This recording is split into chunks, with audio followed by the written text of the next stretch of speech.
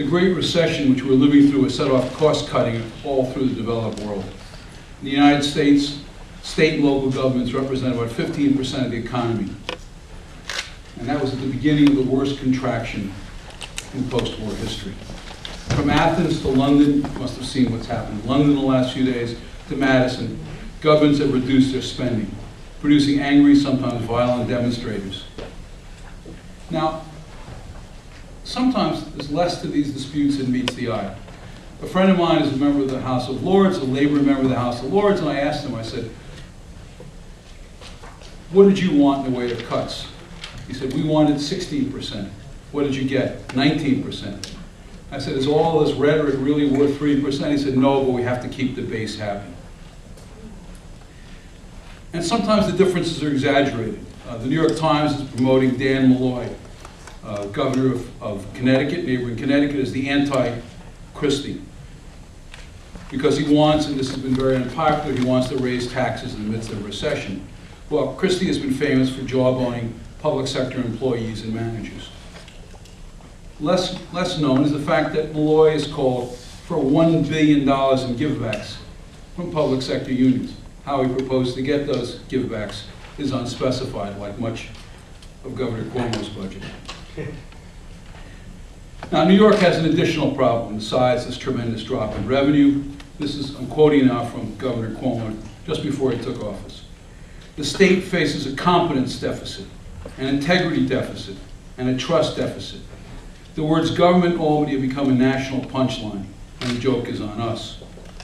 Now, here in New York, the land of low political expectations, an on-time budget, this year it looks like it's going to come in a few days early, has been greeted with the banner headline in the New York Post, "Pigs Can Fly."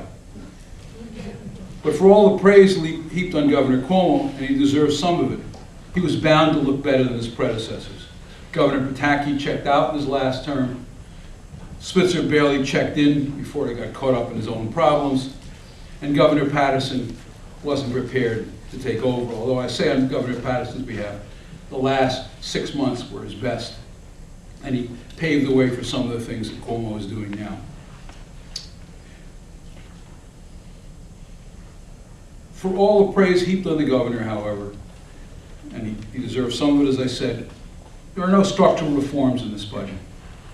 These problems will come back. Much of it is an unspecified savings to be determined later. It's like a baseball trade in which you don't get anyone now, but you'll get unspecified minor leaguers to be named later by the other team. For all the talk about how different the policies of Governor Walker of Wisconsin are, he who's rescinded the right to bargain collectively for public sector workers, much of what's happening here, in fact, much of what's happening in states all across the country, California, Illinois, Michigan, are in fact quite similar. The great similarity is that the cost of government is being shifted from the states onto the hapless localities. And whatever the rhetoric, whatever the politics of the state, try to follow this in the next few months. You'll see this is what, in fact, is functionally occurring. What can we learn from other locales that are facing similar problems? And how can we judge New York's efforts to date? That brings me to our speakers tonight, who no doubt will disagree with everything I just said. Why these two men? I'm not going to go through long introductions of their biography. It's in the program. These are two extraordinary people. When anyone wants to know the numbers regarding the New York State budget and wants them honestly and accurately, they turn to EJ. One of really only a half dozen people who actually understands the New York State budget, which is designed to be opaque and succeeds admirably. Richard Brodsky, whatever the failings of the legislature, he is not among them, or was not among them. Until recently, he was a member of the Assembly for Westchester, candidate for Attorney General. I voted for him in the primary. Unfortunately, he lost. But Richard is known in Albany as someone who thinks, which is not a common practice up there. I know he'll take offense at this. He thinks Albany is better than I and many others assume it to be. Maybe, maybe not. In any case, that's why these two gentlemen before you, because they think about these issues and they have something to say. So here's how we'll go. EJ will go first. He'll speak for 12 minutes. Richard will speak for 12 minutes. Then we'll let them go back and forth for about 15 minutes. Then if I think they've left out something, I'll ask them some questions, and then I'll turn it over to you. Now, if you have a thoughtful question, emphasis question, not a statement, feel free. We should have plenty of time for questions from the audience. So when you stand up, please let us know who you are and if you're with an organization. EJ? Well, thank you very much, Fred, for that very kind introduction. To be described as extraordinary in the same breath with Richard Brodsky is really something, and I'll try to live up to it. Good evening, everyone. Thank you for having me here tonight, and good evening especially to Frank Macchiarola, and I want to really kind of congratulate you on everything that you and the faculty and students are accomplishing here at the small college with big dreams. I'm very honored to be here again, and hope I can live up to the billing. I'm going to build a little bit on the context that Fred was just creating for our discussion as a way to kind of lead into our discussion of where states are, where New York is in particular. From the end of 2007 through 2009, the United States lost 8 million jobs. Our unemployment rate hit double digits for the first time in 30 years. It's okay, it's the president's phone, I think. Our personal income and industrial output plunged. Among those who kept their jobs, wages stagnated or even declined, which was the first time in memory that had happened for most living Americans. What became known as the Great Recession was the deepest and most prolonged downturn that most of us had ever experienced. And the resulting fiscal crisis is obviously especially severe and has become especially prolonged for state governments and downstream of them, local governments, as Fred described. The worst fiscal problems tend to be concentrated, obviously, and not surprisingly, in the states that had the biggest economic problems. Even as we stand here today, I think California still has an unemployment rate over 12%, and some parts of California are in the high teens. New Jersey has lost jobs and continued to lose jobs over the last few years. Some of the other Sun Belt states still have double-digit unemployment rates and very, very slow growth. And yet, among the states that encountered the biggest immediate problems in the wake of the economic downturn, near the top of the list, but probably just in the top of the second tier of states in terms of severity of problems relative to their budgets, was New York. Even though New York's recession, as measured by employment losses and unemployment, was among the mildest in the country. Why was that? I think the reason for that, it helps explain the ultimate problem with our model of governance here. We're witnessing a curious and paradoxical syndrome, not for the first time, which is the presence here of great wealth, even arguably extreme wealth, has ultimately been what helped bring us to the brink of disaster and has contributed to our problems and has helped feed the beast that threatens to swallow us. Now, the basic problem in terms of the basic model of governance here, our very expansive public sector, and the distributional politics to which it gave rise was really in place by the 1960s, and despite several periods of austerity since then, has snapped back stronger and bigger each time since then. I'd like to kind of cite to you a few numbers of what we experienced during the latest and biggest bubble in our lived experience here in New York. That was between 2003 and 2008, and the fiscal years bridging that period. During that period, the state's economy, as measured by gross domestic product, increased by 5.6% a year. That is, our economy grew by 5.6% a year. That's slightly below, but a hair below the national average. The state's all-fund tax receipts during that period, when the economy was growing 5.6% a year, grew 9% a year. The state's personal income tax, which is over half of our total revenues, grew by 10% a year. And state-funded spending grew by an average of 7% a year. That was clearly excessive and unsustainable. Once the bubble popped, the unsustainability of that level of spending was revealed in all its glory. In the space of 2 years, our base income tax receipts declined by almost 25%. and the vast majority of that decline was concentrated in the narrow pinnacle of very high income earners who actually support most of the edifice to a disproportionate extent. The financial crisis and recession also exposed the financial fallacy at the heart of public pension calculations in New York and across the country. Although our statewide pension funds are rated well as being well funded by national standards, by private sector standards, they're $75 to $80 billion unfunded as of 2009. As of their latest financial reports, New York City's pension funds, when measured using private sector discount rate standards, are underfunded by $100 billion. The city's pension contributions have basically gone up sevenfold in the last 10 years and are going to continue rising over the next few years. In the coming city fiscal year, the city's pension contributions will be 20% of tax revenues. And that's the first time we've reached that level in 30 years. And the last time the city's pension contribution was consuming 20% of tax revenues, it was calculating its obligation on a much more conservative basis than we are now. Now, federal policy in response to this didn't help. It actually made things worse. In response to the fiscal downturn and to the feared impact on states and localities, Congress and the Obama administration in 2009 enacted, of course, the stimulus. But one of the biggest, really the biggest single piece of the stimulus, if you combine these two elements, was $147 billion that flowed to states and through them to localities and school districts principally in two ways. Part of it was aid to school districts, the other part was an enhancement of Medicaid reimbursements to states, which was especially generous to New York because we're especially spendthrift in the area of Medicaid. A final installment of $23 billion of stimulus funding was approved last summer. Now, many people criticized the stimulus and said it had not worked, that the stimulus had not accomplished anything. That's not true in terms of the stimulus that the states received.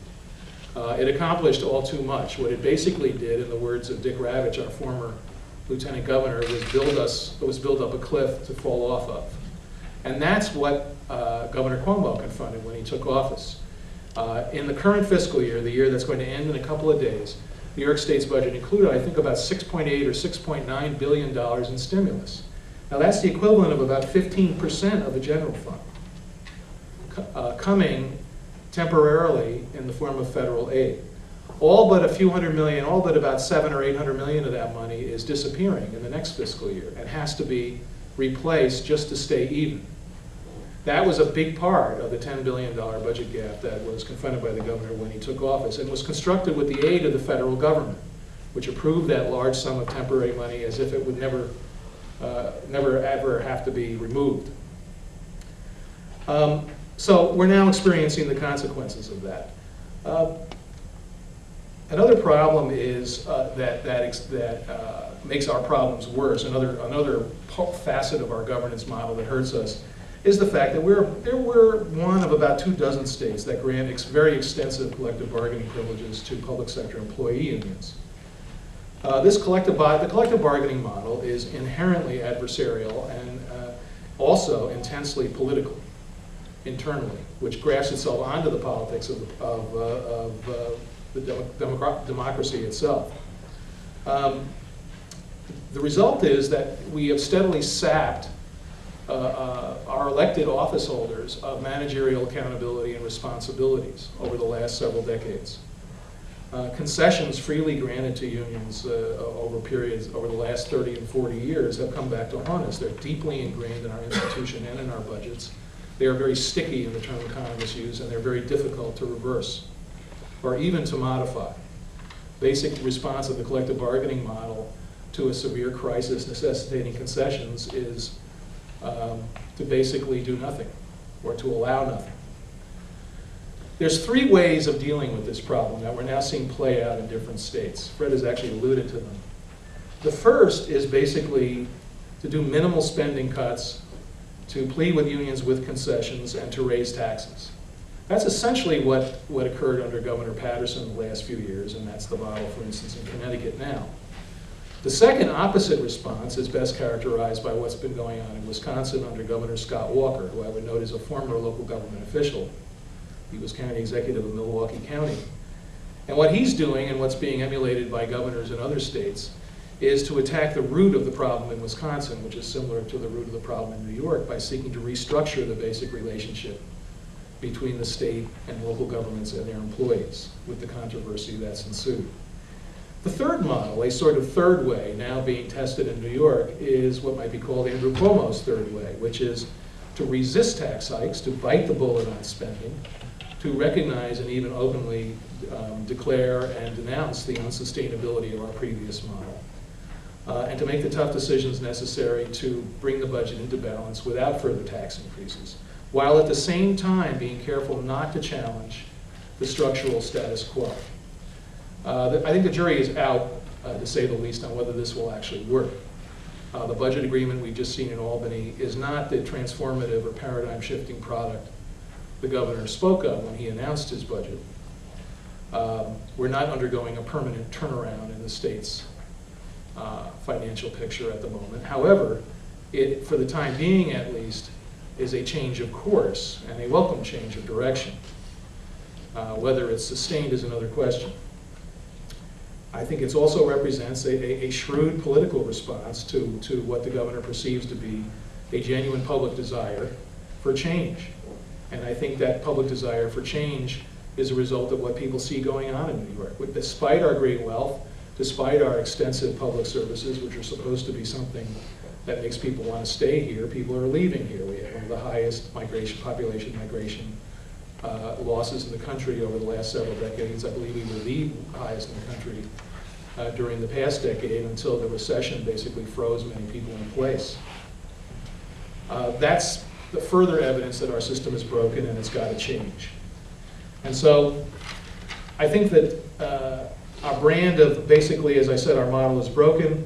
Our brand of distributional politics is simply unsustainable. It feeds on itself. It's self-perpetuating, but ultimately it's a dead end.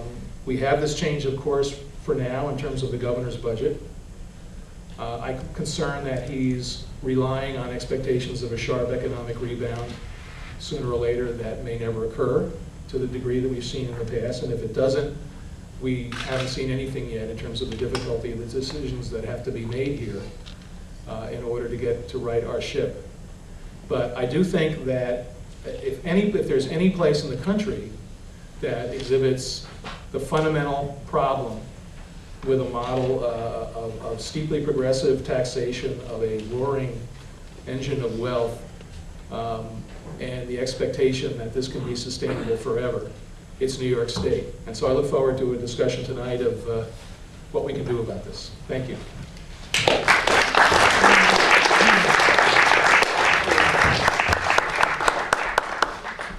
Well, good evening, and thank you to St. Francis and Frank and his successors for this continuing contribution to the civic discourse.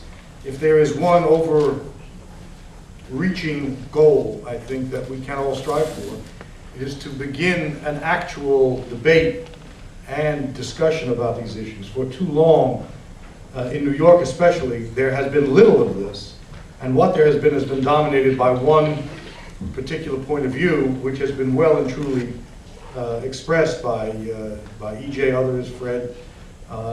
Those days are over. We are now beginning a real debate between the left and the right about the realities of New York and the national situation and the policies that might be most important to us. I want to thank Fred for his continued genuine passion for that kind of debate. And I want to thank EJ for being an extraordinary spokesman for his ideology and point of view, which needs to be heard and understood. Unlike Fred, and I suspect EJ, I have no friends in the House of Lords. I remember the House of Lords. I am of the Commons. And I approach this without the mastery of numbers and figures that EJ brings to it. That's not to say that I concede the accuracy or validity of his use of those numbers. Part of the problem I think progressives face is that there have been a set of unexamined assumptions. If you note, for example, and EJ is a very careful man, when he spoke about collective bargaining, he spoke about collective bargaining privileges. In the world I come from, the right of a human being to organize is a basic human right. And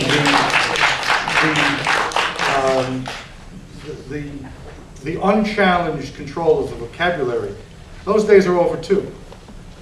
And I choose to take what time I have in this debate not to confront the numbers, which we will get to, but to talk about the values that underlie this debate, and to talk about the vision of an American society in a New York community that is a place I want to live in. And a place more important than what I want is a place where everyone can live. The great fundamental truth of the last 20 years in Albany and nationally is an enormous concentration of wealth. It is a tiny fraction of the populace, for good reason or bad. There's nothing wrong with making money.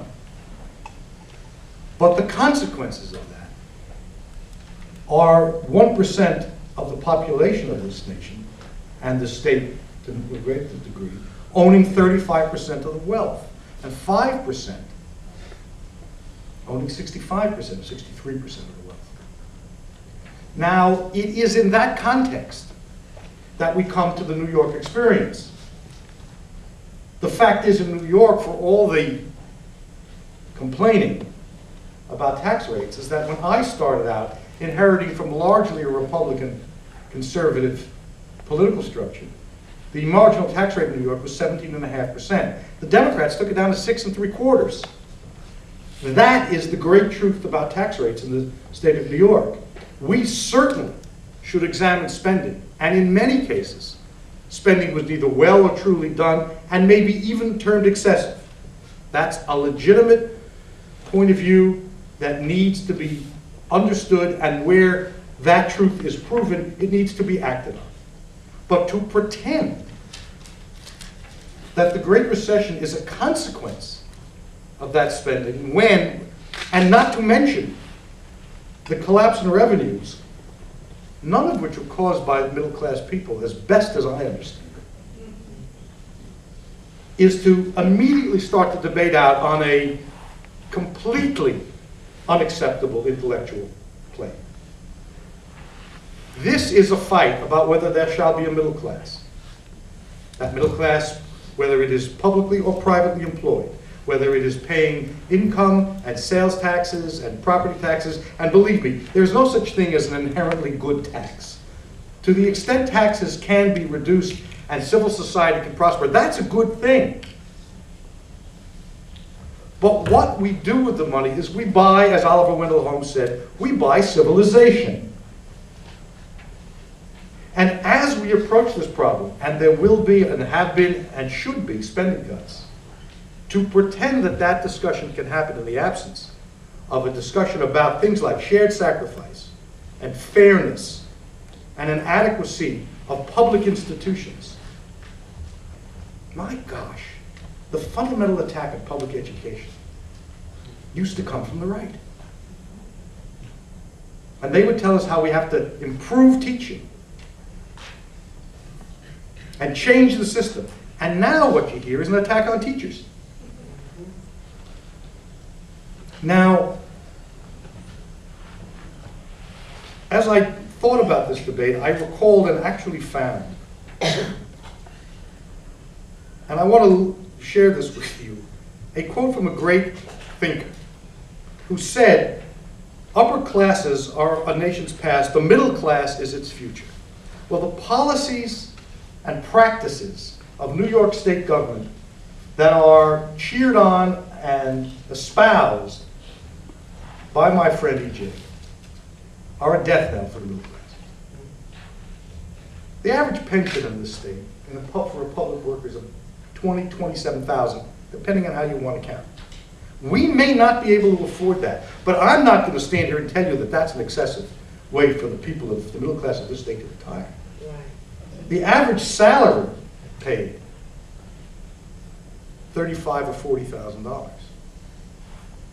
The notion that the unions that represent policemen and firemen and sanitation workers and first responders are the enemy and that the exercise of their rights are a privilege granted by who?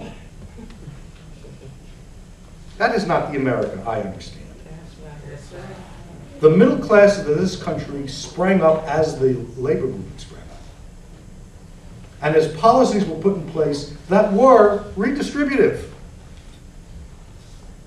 And as they have been taken away, we end up with a state in which the net result of the policies that have been recently adopted in Albany and applauded by EJ are a tax cut for the wealthiest and impoverished schools and health care and other programs, which I don't think are either ineffectively done or immoral.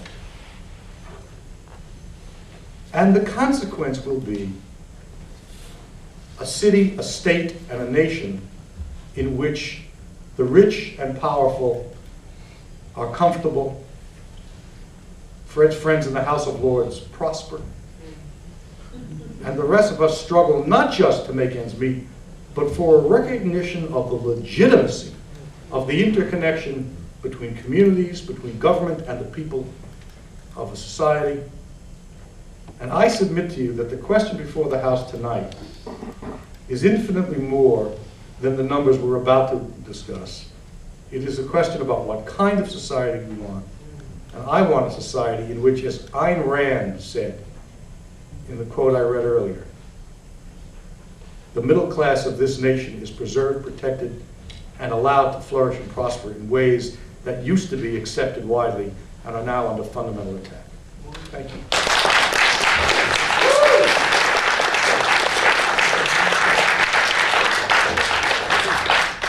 Respond from City? You can sit right here. Right. Back up, No.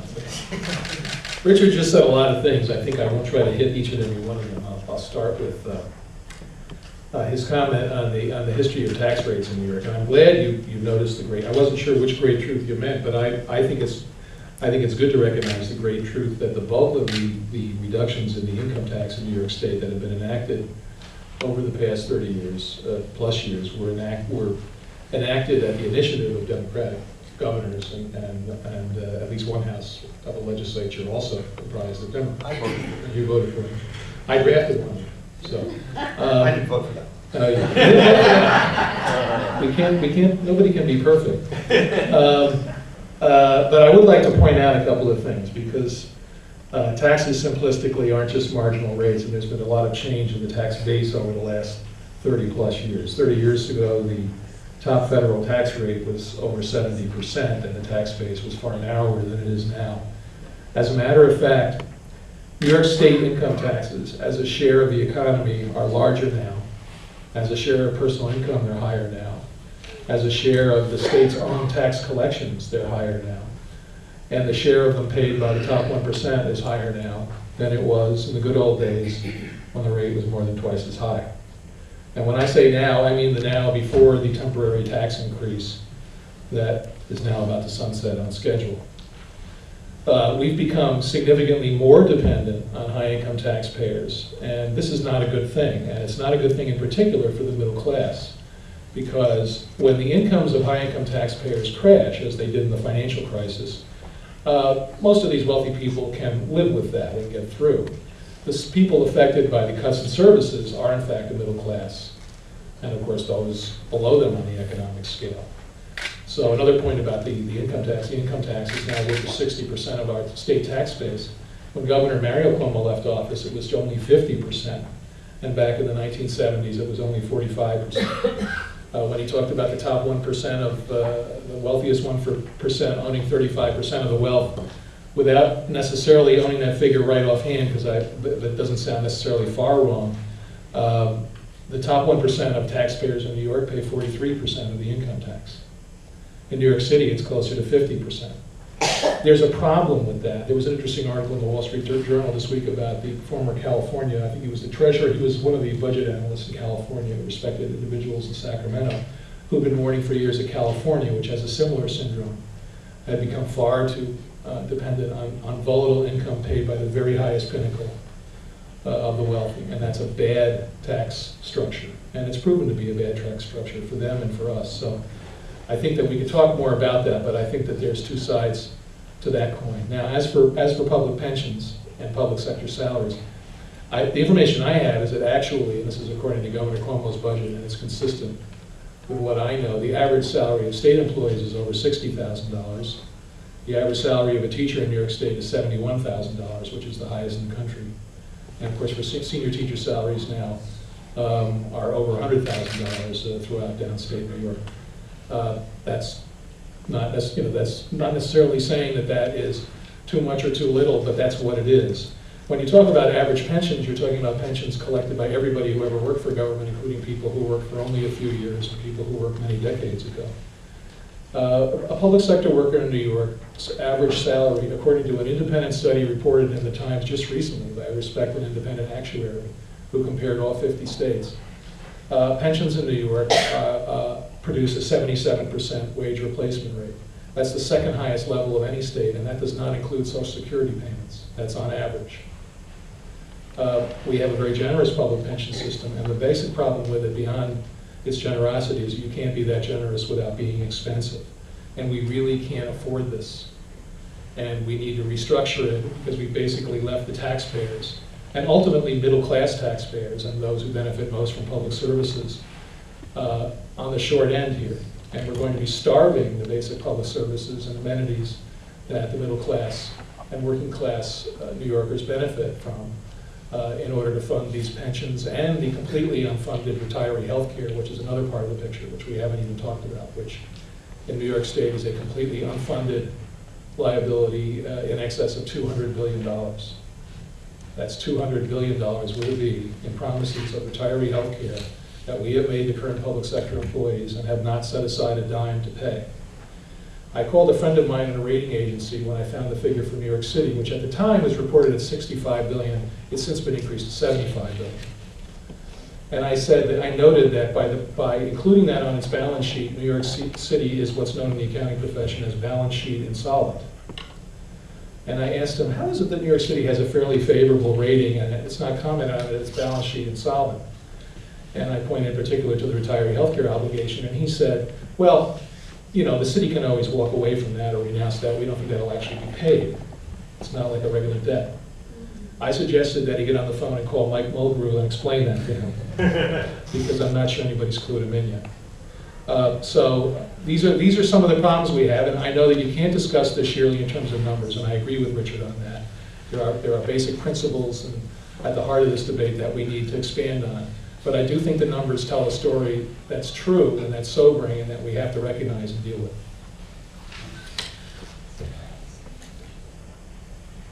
We'll get into the numbers. I keep promising that, and I mean it. But there's just enough truth in the EGA's numbers for them to be truly dangerous.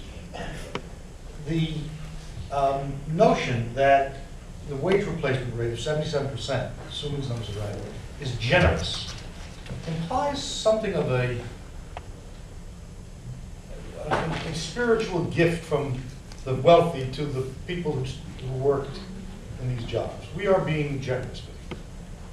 Well, I would suggest that generosity would be a function of whether these people, at the levels of compensation they're getting from their pensions and other benefits, can live, I don't even want to say happy, but lives of dignity. That question doesn't enter into the calculus, at least EJ's right now, but it enters into mine, even as EJ's calculus enters into mine. And he's right when he says, we may not be able to afford this. And that is a real relevant thing. The tax burden on middle-class people in this state is egregiously too high, especially in the property tax. Taxes need to come down where we can manage that. But to describe a lifelong in public service as a cop or a fireman or a teacher, and a replacement pension of 77% as generous, I think illuminates the spiritual gap that exists in this debate. I don't want to be, and I am not, I voted for these tax cuts. I understand full well what I was doing then and the reasons why it was done. But I also understand that now that we're in the pit, and a pit caused largely by private sector responsibility and government regulatory failure, the way out is not more of the same. John Maynard Keynes won a Nobel Prize. Now, he may not be right and may need to adjust that thinking, but the notion that you disinvest in public goods at a time of economic distress has a legitimate theoretical doubt can be raised, and I raise it. Second of all, if there is to be suffering, if there are to be school teachers laid off, if there is to be less garbage collected, if there are to be less health care given, then as Americans, one of the things that we have always been able to do is understand we're in this boat together. That the question of shared sacrifice is as old as barn raisings and as old as Jimmy Stewart in It's a Wonderful Life, and it's what you see on Sesame Street. But when it comes to the politics and the policies that get us out of this mess, what we are told is there is one sector of this economy that for good and sufficient reason should not be asked to share in that sacrifice. And that is the wealthiest among us. I don't think the economics justify the conclusion that they should be excused from the common problem. But I certainly think that there is virtue and validity for the good of society as a whole to asking that that risk be taken. Now, if that risk had been taken in this budget, there would be another $700 million or $8 to $1 billion to mitigate some of these unknown consequences of the budgetary cuts. If you're making $1 million, $2 million a year, then the difference would have been $20,000. It's not chopped liver. And there are no good taxes inherent. But if that enables us to provide for children in ways that we're not going to be able to provide for, then I do not accept the assumptions and bases of EJ's entire presentation. When the federal government challenged the bonuses being paid on Wall Street, we were told quite clearly that to attract the best talent, we have to do this. Otherwise, in the long run, the system fails. Well, I would apply that to school teachers. Thank you. Thank you. And I would suggest that if at the same time we're managing this fiscal mess, we want to manage our public education system, our healthcare system, and the ability of the middle class to live here, we ought to have one standard of economics for bond traders and kindergarten teachers. Right.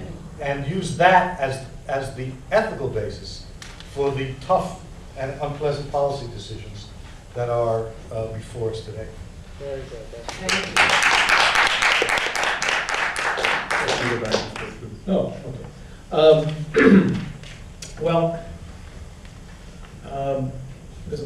okay. Well, we'll start with the last bit, I guess.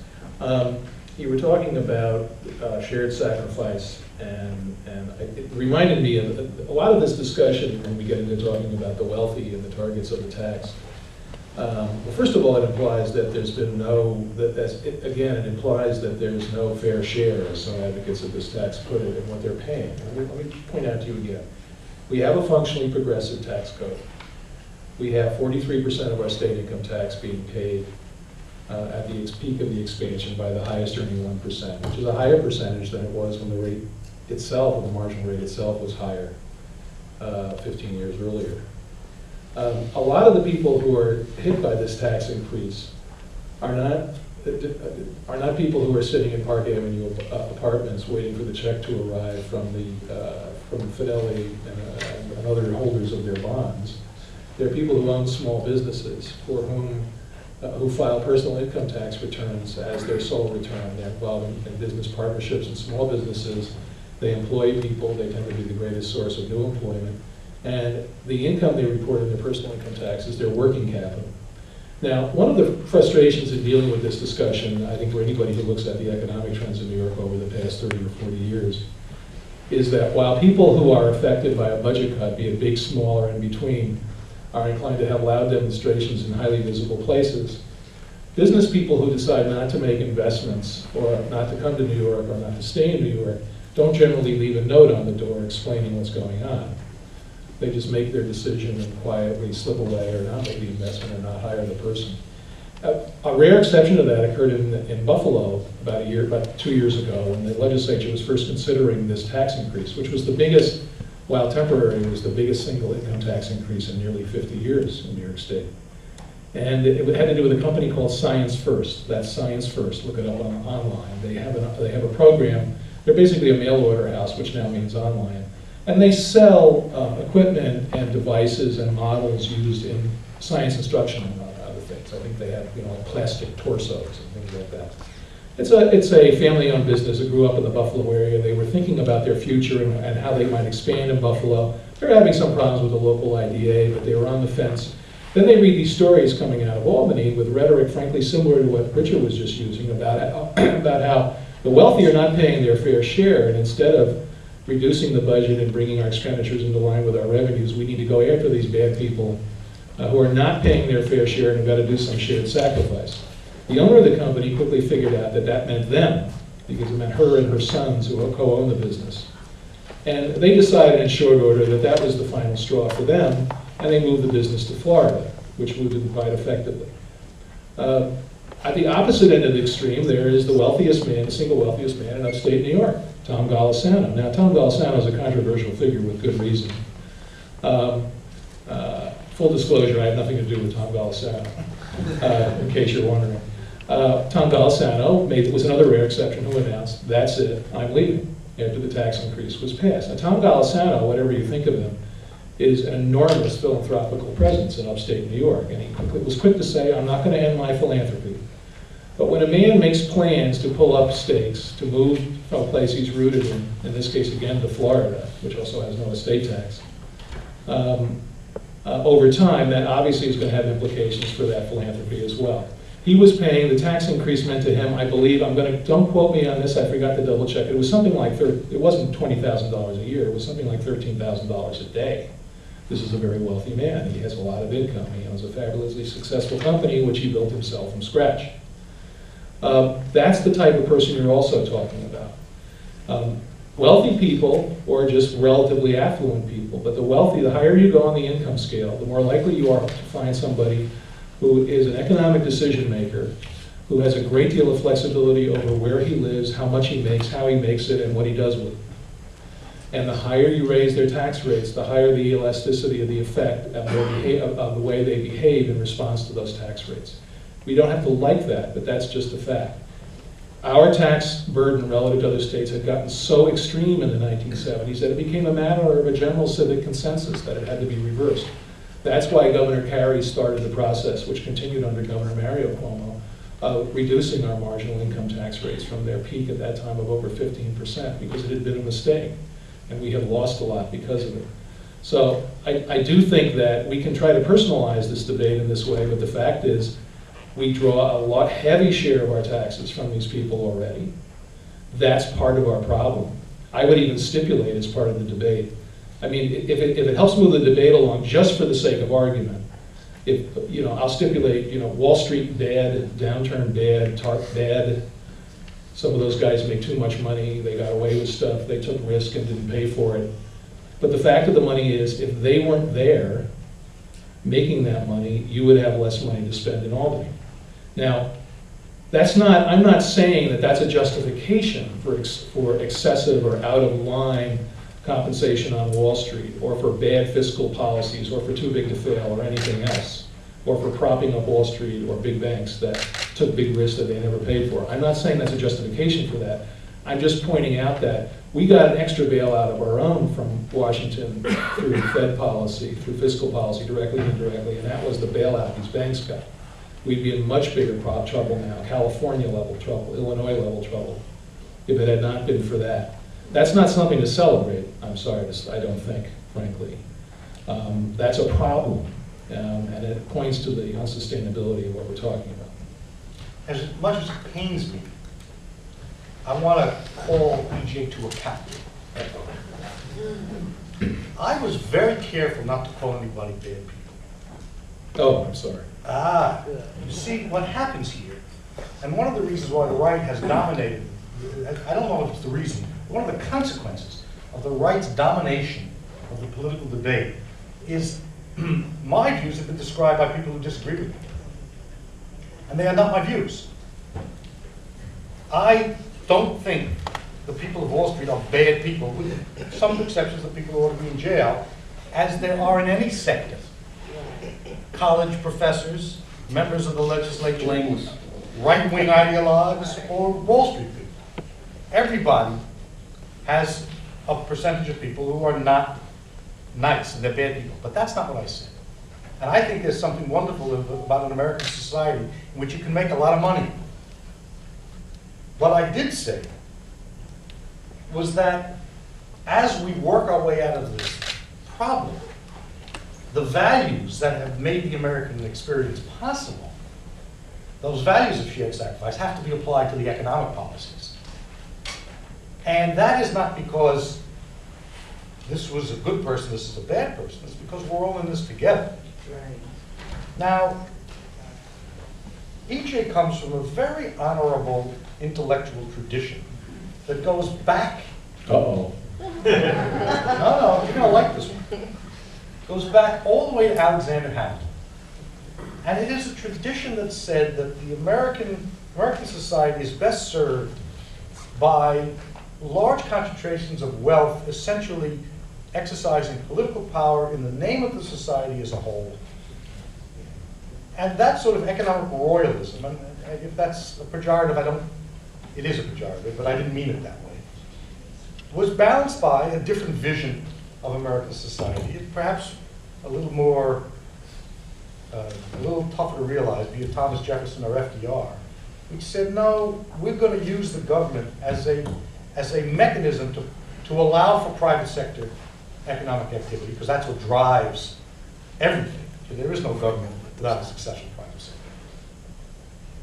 But we're going to use it to make sure that the consequences of this concentration of wealth are ameliorated. Now, let's, with that, turn back to the numbers, because the numbers will illuminate the problem.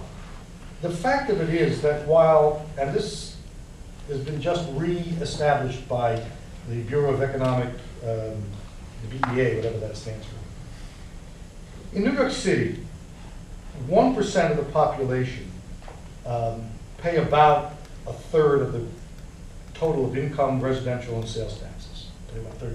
But they have about 44% of the wealth. What that means is that on a per capita basis, a human basis, if you're a middle class or poor person, you're making a larger tax effort to support government than the wealthiest. And the purpose of the millionaire's tax, with all the defects you correctly recognize and explain as part of your critique, and they're real, they're there, is to sort of make the system reflect the wealth, which may be ideologically unacceptable to some people. I understand that. But it is what drove the success of the American economy and experience when we created a middle class. If you persist in this notion that the wealthiest should be excused from a fair sharing of the burden of government, even as we downsize government, then you will end up with less and less and less of a middle class, more concentration of wealth, and as many people have said, that is a prescription for a long-range social failure. So no one's bad. I didn't say anyone's bad. But the policies that we've adopted are going to create an America which I will not recognize. Let me ask each of you a question, and then I want to turn it over to questions from the audience. EJ, you've been very kind to Governor Cuomo. I would say too kind.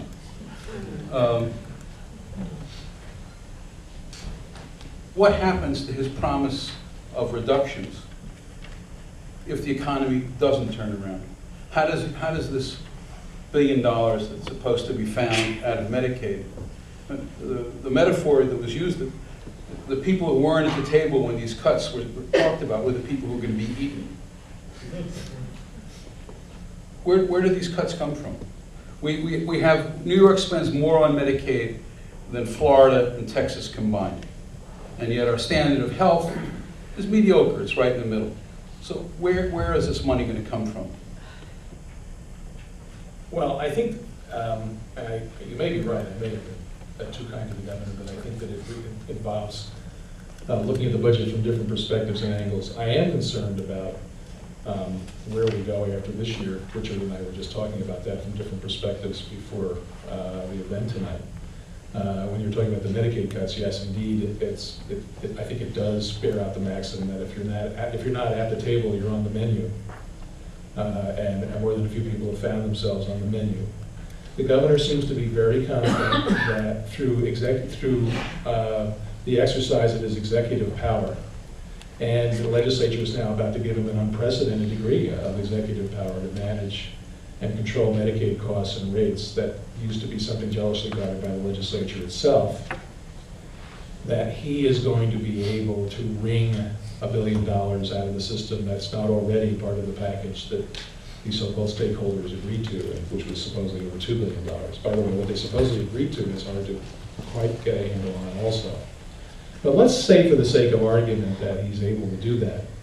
It does, one of the really kind of remarkable accomplishments the governor has had this year is he's been able to approach cutting the budget in ways that I feel I personally could never get away with. In other words, when I'm involved in an exercise as an exercise as the sober, dispassionate, ever honest analyst that I am, or as the right-wing ideologue crank that Richard would portray me as, I guess, but not a bad person. I'm very careful not to have this moment like the New Yorker cartoon where you're right in the middle of the blackboard and then a miracle occurs. You know, and we do a 10% across the board cut and that'll be the remaining $1 billion. I couldn't get away with that. If I put that out, reporters like Jacob Gershman of the Wall Street Journal, the front row here, would say, well, now that seems kind of facile, doesn't it? I mean, do you really think, how is that going to do? Well, who's that going to affect? So that's not what I do. If you look at our blueprint for a better budget that we put out, it was meant to think through what cuts should be. And everybody wouldn't agree with them, but we had a way of trying to approach it and try to target where we would reduce the budget. The governor's budget is basically a number of areas on the blackboard in the New Yorker cartoon where the difficult equation bridges a difficult problem by saying then the miracle occurs. So again, assuming it all adds up, it all comes out in the wash, the budget is balanced, we get through the year, and it's balanced at the end of the year, and the numbers come in exactly as projected when we have projections, which we don't yet, and keeping with Albany tradition.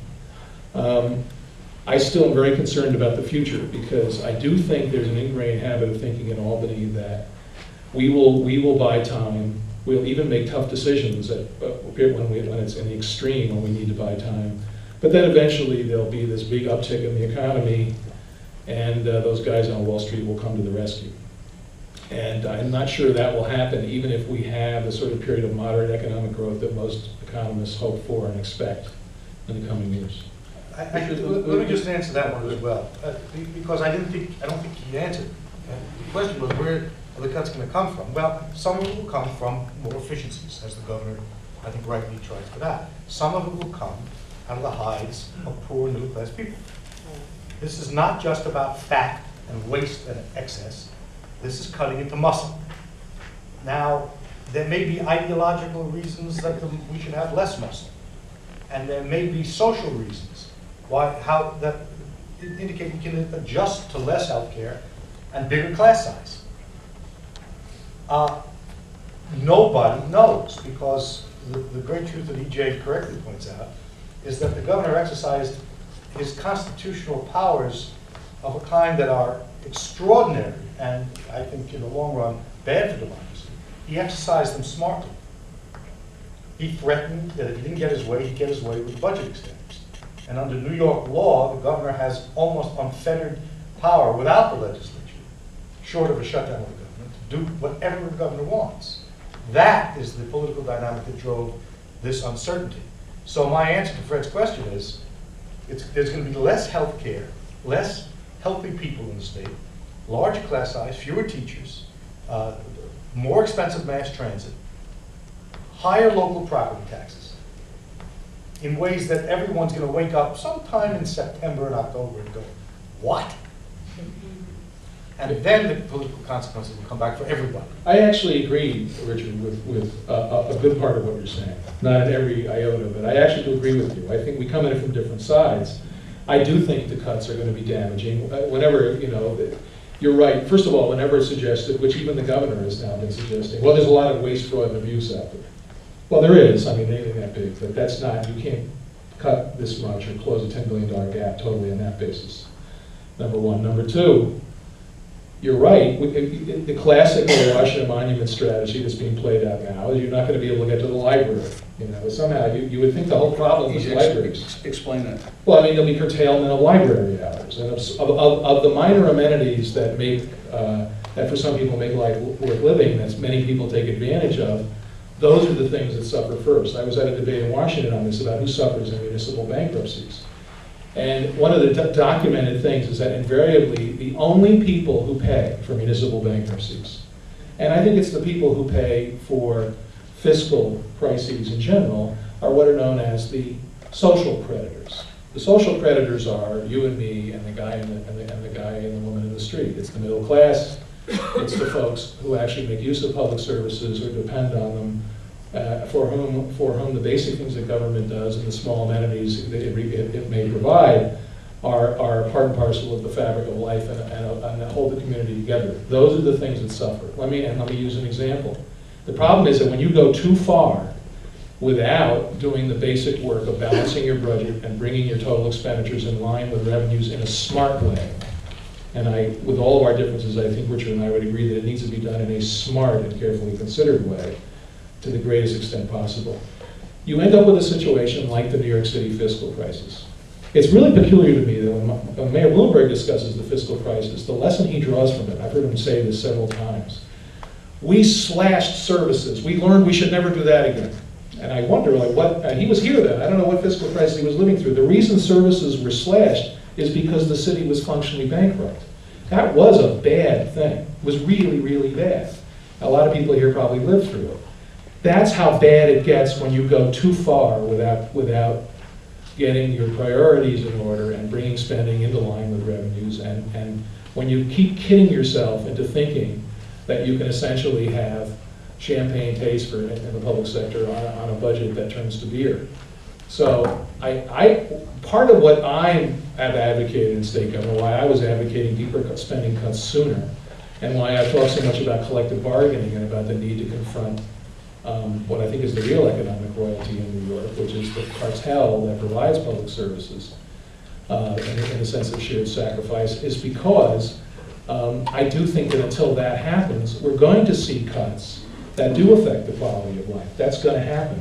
And it's going to happen, it's inevitable to some degree, but it's going to happen to a greater degree than it should.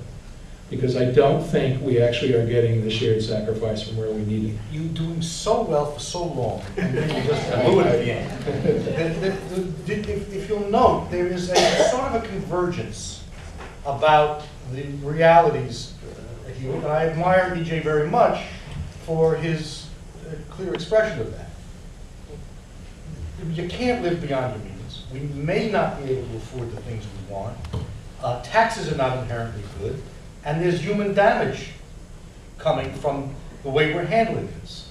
Now, that should be enough to engage in a real debate about how you work out of this. The problem is that EJ will not admit the legitimacy of discussions about revenues as part of the workout. I sit here willing, and having heard labor leaders and others similarly willing to talk about how we cut spending. Why can't we get the financial class and the right to admit that there is within this social compact that we're trying to work out in a crisis a place for saying, you know, revenues have to be, might be, should be, could be a part of it. So if we are going to take from this discussion a notion that there's a next step, your side, if my side is going to say, I understand that we have problems with tax rates and property taxes, we've got to do something about it, I think your side is going to have to at some point say, we've got to do something maybe about the revenues to keep the human cost low. And the last thing I just want to say about this is cartel. Where in Colombia do the labor leaders of the state? Cartel? Yes, Cartel? yes. Richard, Yeah. let me ask you a question, a broad philosophical question. New York City is the most unequal place in America, despite the fact that we spend more on social services than any place in the United States. Upstate New York is an unmitigated disaster. The population of Syracuse departs upstate every year. In the last 10 years, we've had a vast middle-class out-migration. And then what's interesting in the new census numbers is African Americans are now joining that out-migration in massive numbers. Have you ever considered that maybe the policies that you supported all these years have contributed to these dysfunctional outcomes? Oh, I think about it all the time. I've concluded that they're not. But wait a minute. Let's take a look at this. Know that even during the period, and I'm looking around for the data here, during the period when the income tax surcharge, temporary surcharge was put in place, New York's economy did better than the economies of the low-tax states. Yes, because we were subsidized by the federal government. That- We're giving the evil banks virtually zero interest rates to then lend to the dollar at That may be the 1.5%. reason, and it may not be. But let's take your comparison of downstate and upstate. Downstate is the highest taxed region of the state. Although state taxes are the same across the board, local property and sales taxes are much higher downstate. Well, not property. Local, overall taxes, yes, property. I don't want to get into this until I get to finish what I was going to say. Fair enough. Whatever base you want to use, there is a credible argument that the total tax burden downstate is higher than the total tax burden upstate. Yet it's downstate that prospers and upstate doesn't. Well, then it's obvious to me that the trick would be for upstate to raise all its taxes. Now, I got Jacob sitting here ready to crucify me in the journal, and that was a joke. But the point is, if you want to start using the data, then use the data. And if by my policies you mean high taxes, keeping in mind that I was in office when we cut the marginal rate by 2/3, and the notion that I'm a big taxer is... No, big spender. Okay. Leave that aside. I don't. It just isn't true, and if we're going to come to a decision about how we get out of this mess, all of us are going to have to examine our deeply held ideological beliefs, and then we're going to have to do something practical that's fair to everybody. Let me stop there. Let me turn to the audience. Well, 71,000 is the statewide average salary. Offhand, I don't know what the city average salary is. In any event, it's not the only expensive city in the country. Maybe the same thing somebody just said in the audience. I would, getting at that issue, and in fact, one of the things Richard just said, and talking about the middle class, there's been a noted what's called the hollowing out of the middle class in New York City. You're talking about the expense of the city. New York is the most heavily taxed big city in the country now. I think what you were alluding to, Fred, is that residential property taxes in New York City for single-family, two-family homes are among the lowest in the eastern United States. But that's a result of the kind of arcane system of taxation New York has. New York City strip mines its wealthiest, the wealthiest parts of its tax base. That is commercial property in Manhattan, utility property, multifamily property, and the incomes of high-income people and business profits. The result is that the city has got a tax structure, and the city's tax structure is built based on what can be effectively extracted from the wealthiest businesses in Manhattan. That's created kind of a dumbbell effect in the income distribution, where, especially for large corporations that are mobile, it is not economic to have people located in New York who are not high-powered economic stars who are profit centers, who generate lots and lots of money, which you can do in New York in a lot of businesses. But the reason you saw the exodus of back offices from New York, starting with the investment bank and stock market back offices in the 1960s, is because it's not economic to have middle-class people here because it's so expensive. Now, you still have to have middle-class people here providing the services, for instance. But to an increasing degree, and that tax structure and that regulatory structure is also imposed on Queens and Brooklyn and Staten Island and the Bronx.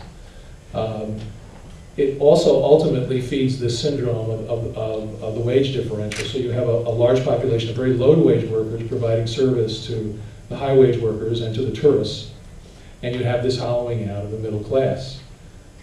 In Manhattan or all over the city? I think you have it all over the city, actually. I think that it's very costly. The outer boroughs are expensive in many respects, compared to other areas in the region because they're in New York City. Now, that's not true because of single-family property taxes in the outer boroughs are very low. But the cost of doing business in the outer boroughs is higher than it is in Westchester. I would suggest that the compromise that's been made is we have provided an enormously inexpensive and enormously efficient mass transit system to move middle-class people from the outer boroughs into Manhattan. So where people live in a city this unified strikes me as infinitely less important than the overall question of what percentage of the burden do the wealthy bear, do the middle class bear, and the poor people bear. And the fact remains, from my data, that the people who own 44% of the wealth pay 33% of the taxes. If that data is accurate, it strikes me as economically nonsensical. A decline in the overall health and power of the United States, the state of New York, and the city of New York. And it is not inevitable. It's based on a set of choices. It is reversible. The direction we're heading, that is the destruction of middle class, is reversible. And it's only reversible if we apply values and principles as well as numbers to our economic policies. We're getting into a broader economic argument here, but I don't think I've seen compelling evidence that one strengthens the middle class, especially on the state and local level, by jacking up taxes on those with higher income, which includes people who own businesses and employ. I resent the phrase jacking up. Well, increasing. Or at least leaving them at the level they were at. Well, here it gets to an issue of and maybe this can be sort of a follow-up. You were talking about how that we should have a conversation and a discussion about that there's some legitimate need for reducing the budget, but that people like me won't talk about tax increases. If you extend the temporary tax that we're talking about, the so-called millionaire tax, which begins at an income level as low as $200,000 for a single taxpayer,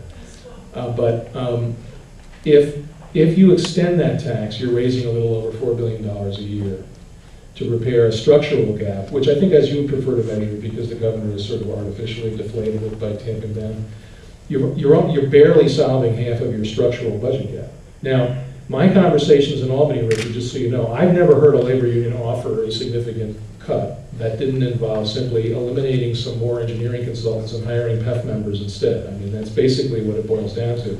And most of the advocates of extending this tax, in fact, when you challenge them to say, well, how about closing the rest of the gap, they say, and they testify, this is what the leaders of the public employee unions testify in the legislature, is, well, really, we need to go back to the good old days when our tax rate was 15%. That'll solve everything. That's what they say. Okay.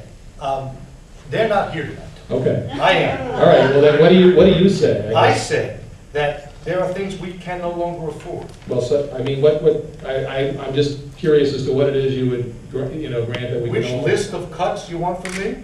Which taxes will you accept? What am I, made with a finger? Well, how about, I'll tell you, I'll start with one right now, that it costs us an added $2 billion over the next 5 years. You're gonna talk about the movie tax. That's right. That's right.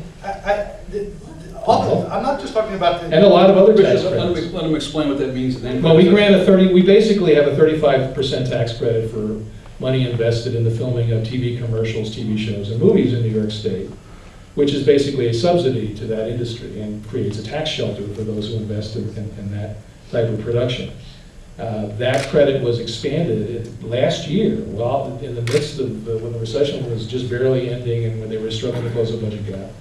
The legislature approved a 5-year, $2 billion extension of that credit. I understand, and I'm not here to defend that or defend the only thing. I'm offering it up. Well, you're making progress, it's a whole thing, but it's there. I'm not here to defend the only thing that got a huge increase in the budget, which was essentially corporate assistance. Welfare. Corporate welfare, which the governor has increased, and I haven't heard the right say no to that any more than I heard the labor leaders say no to other stuff. Look, we're not going to be able to argue this by example. We're going to have to admit the legitimacy of both sides of the equation. So, I hereby admit the legitimacy of your side of the equation. Will you admit the legitimacy of mine? I'm not sure I'm actually ready to say yet that we need to increase the share of the economy that is taken by state and local taxes as part of the solution. I didn't say the share of the economy. I said that there is a place for a revenue discussion for all the reasons you and I have gone back and forth on, as we also talk about spending cuts. So, if you don't mind, Jim, don't recharacterize my Okay. offer. No, well, no, my answer is no. Richard, let me ask you a specific question. You're breaking my heart. I don't.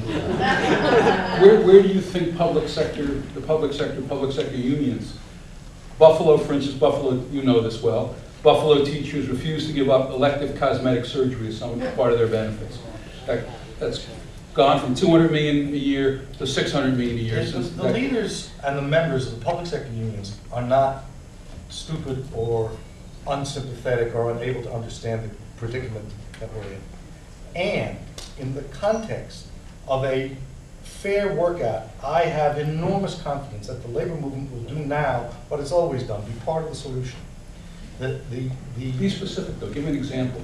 Of what? Of a horror story? No, not a horror story, of being part of the solution, of offering excessive benefits, turning some of those excessive, Well, I like think the you've seen cosmetic. 1199 do that already, in terms of its embrace of the governor's position. If they can do it, well then so can these other people. What exactly did 1199 give up? You'll have to ask the governor, won't you? No one knows.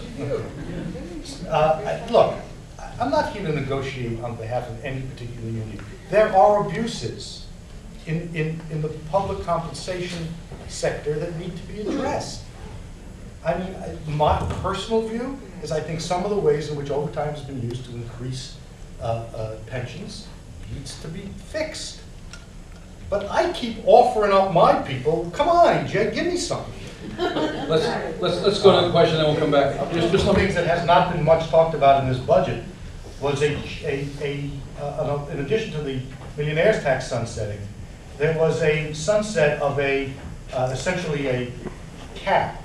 It used to be a million, it was taken up to 10 million. It's gone down to $1 million for some of the largest corporate taxpayers in the corporate franchise tax. It's a fair criticism. I believe that those tax policies ought to be as subject to the discussion I'm offering as any of the others I've discussed. Well, to start with, the corporate tax rate in the city, the tax on business income in the city for C corporations is by far the highest in the country. You couldn't get it. I mean, you couldn't really get it any higher. It's been the highest in the country for a very long time.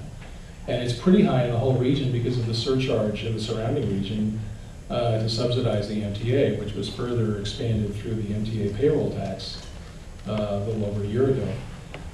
Part of the discussion we're having here that we're drifting into, and I think part of the things that Richard's discussed and part of the discussion that's been raised by the questioners, is a discussion, a legitimate discussion, and a place where reasonable people can disagree, which has to do with the broader macroeconomic discussion of the suitability of tax increases and what the shape of tax policy should be and what tax incidence should be on a federal level, really. I think that what you have to realize, though, is that when you talk about tax policy in New York as if it was a closed economy, you're disregarding the impact that higher taxes can have in a state when imposed on individuals and companies that are mobile. And I do think that's something we have to recognize. I mean, it's a pretty standard piece of economics, and you will have a negative effect on economic growth when you raise taxes. Higher taxes, higher marginal tax rates on business income and on personal income inevitably has some effect on economic growth. I mean, there's a trade-off. That's always true. Now, I think reasonable people can argue how big the effect is of different taxes at different times, but you're going to have some effect. It's not going to have no effect. Taxes influence behavior and investment patterns and locational decisions. I think there's truth to that. I just would point out that the debate, political debate, has not admitted the legitimacy of the revenue discussion. And part of that is the fault of people like me. The right has dominated the politics of this, so that to raise this question of revenues as part of the workout is politically shocking if you read some of the newspapers in the city of New York. All I'm trying to do tonight is see if we can move EJ and his colleagues into an admission that that is a legitimate source of public discussion and debate. Let me go back to the question. In just one comment. Richard, I'm a little puzzled. The New York Times loves taxes. It always wants to increase taxes. Is the New York Times an influential newspaper in New York City?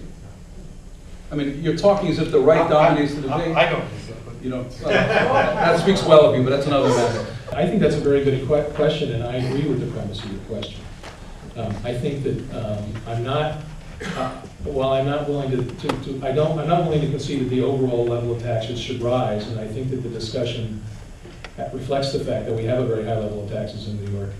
The New York City and state tax code, particularly New York City, where you talk about the abatements and the special preferences, is a piece of Swiss cheese.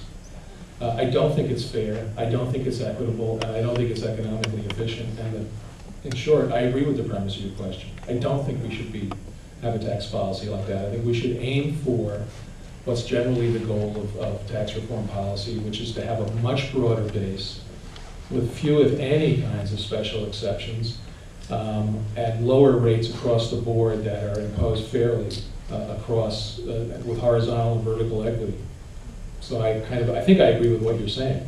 A lot of those taxes, I'm not familiar with the data Rich is referring to. I can see where that might include a lot of taxes that are not raised on individuals, but raised from companies. I mean, for instance, the sales tax. If you think about the sales tax, we tend to think of the sales tax as something that just we pay.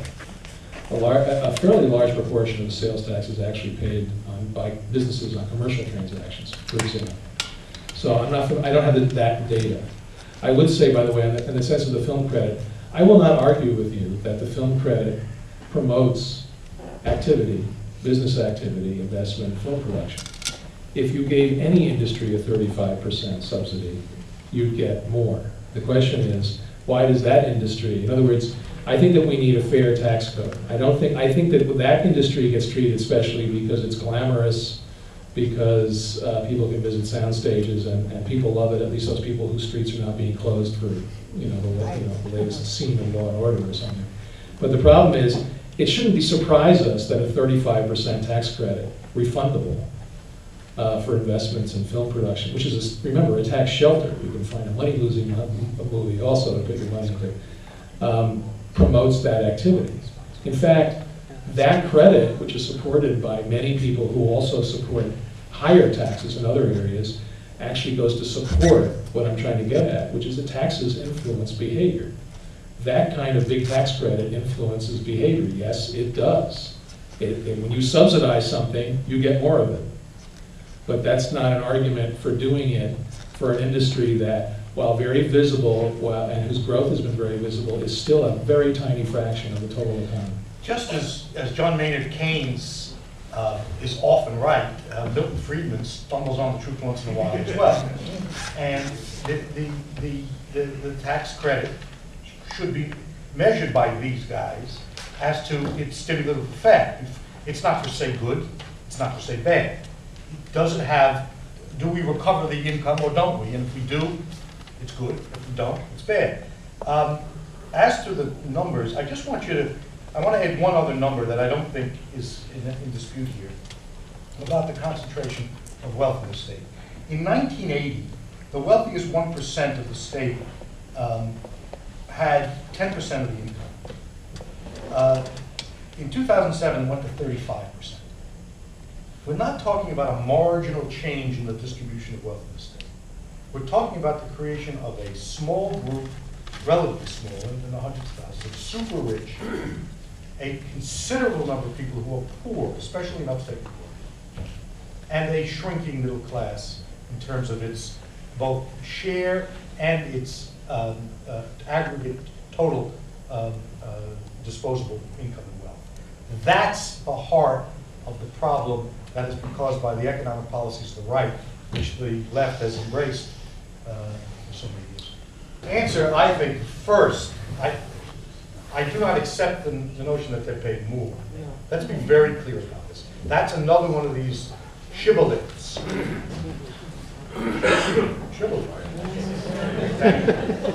That the right has put out there.